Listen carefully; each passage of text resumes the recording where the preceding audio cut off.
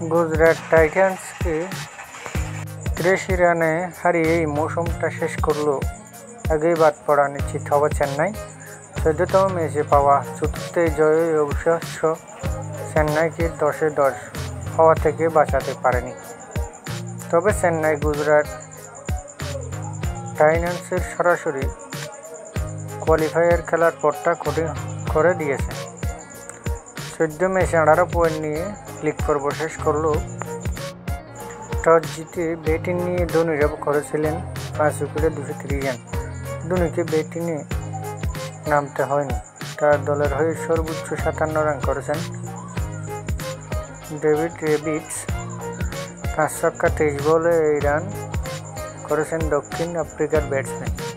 এছাড়া Devon Conway 35 বলে 52, পিয়ুষ মাত্রে 17 বলে 34, উর্বিল পাটেল 19 বলে 37, রবীন্দ্র জাদেজা 18 বলে 21 রান করেন। রান তাড়ায় 18.3 ওভারে 146 রানে অল আউট হয় গুজরাট।